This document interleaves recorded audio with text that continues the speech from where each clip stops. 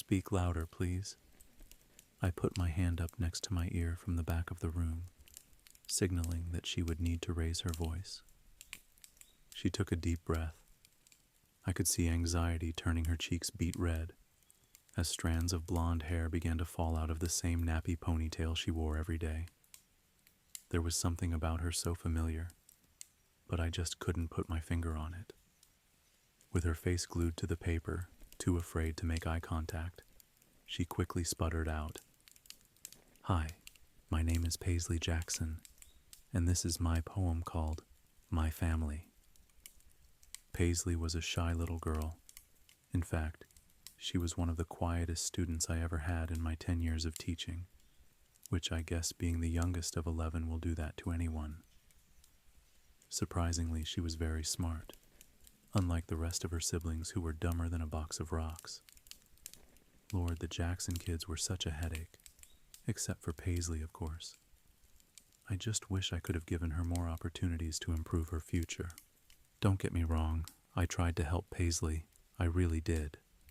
I gave her clothes, food, and even had funds lined up for her. But living dirt poor in a shack out in the middle of the desert was a bad hand to be dealt in life. Besides, no matter what I did, it wouldn't have made a difference. Everyone knows that the cycle of poverty is almost impossible to break. I crossed my legs, pen in hand, preparing for yet another bland story about a family I'd never get to meet. If you've ever worked with underprivileged kids, you'd know that guardian involvement is quite rare. When it came to interest in their daughter's education, Paisley's parents were no exception. I have 2 mommies, one named Betty who can make good spaghetti. I call her Mom. She's the one that's married to my dad, Tom. One named Claire with pretty yellow hair. I call her Mommy. Dad calls her his project, his hobby. Being smack dab in the middle of Utah, I've seen hundreds of polygamist families, so this didn't strike me odd. Besides, even though polygamy is illegal, I try to keep my nose in my own business. Mom takes care of us all. She can do that because she's so tall. Mommy wears a pretty silver bracelet. She wears it because she's so famous. Wouldn't be the first time I saw kids coming up with stories about celebrity parents to add excitement to their ordinary lives. I just didn't expect it to come from Paisley. Mommy has me and Tommy. He's one of my older brothers. Mom is a lot older. She has all the others. I cringed. That meant that one of Paisley's mothers had given birth to 9 children. I couldn't imagine going through that many pregnancies. Dad says me and Tommy are a gift from God. He'll never hit us with a rod. His pride and joy is Tommy, but he says the only person he truly loves is Mommy. I looked up from my grade book, with the line about a rod catching my attention.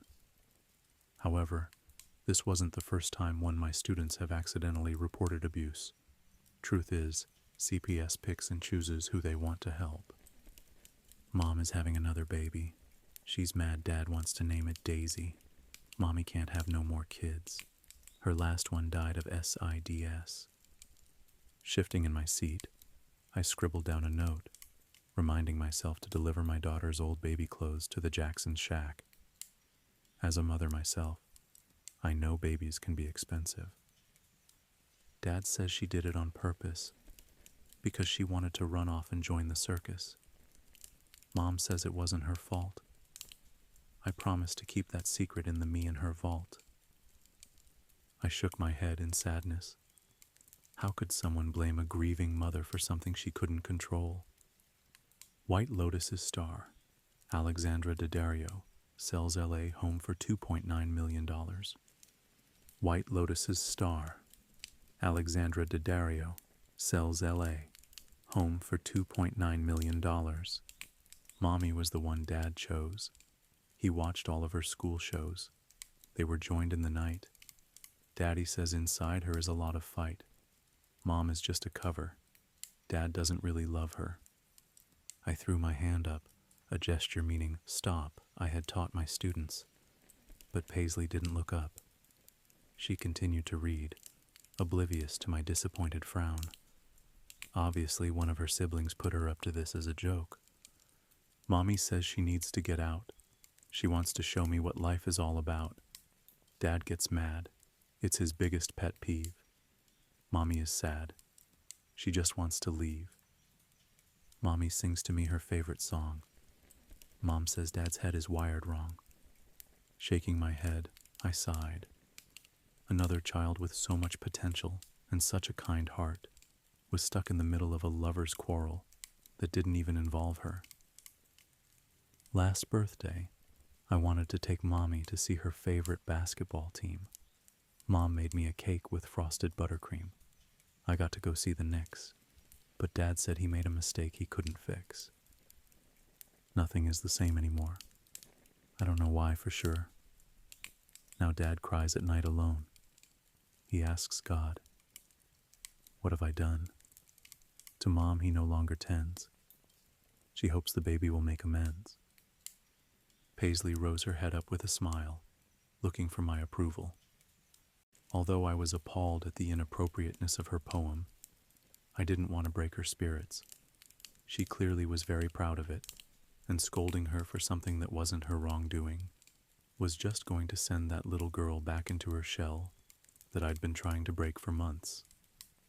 So instead, I clapped, making the rest of the class, who were too young to understand the gravity of the situation, applaud too. Mrs. June, I brought a picture of Mommy for extra credit. It's got one more part of the poem. Can I show the class?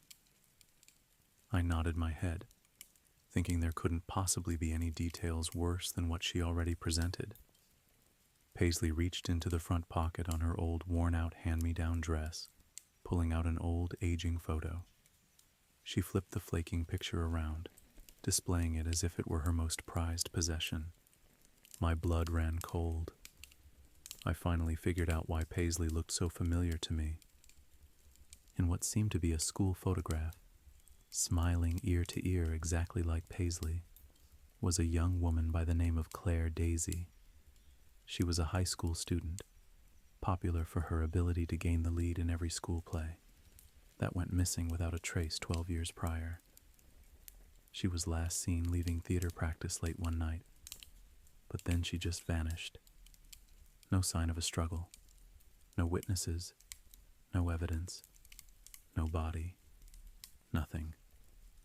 Her case was covered on every news station in Utah for a while because of how peculiar it was, until people lost interest. Paisley happily continued. I was so in shock I couldn't stop her, as she read off the back of the picture. There is one thing I don't understand, and maybe you'll have the answer at hand. If Dad's love for Mommy will never sway, why did he treat her that way?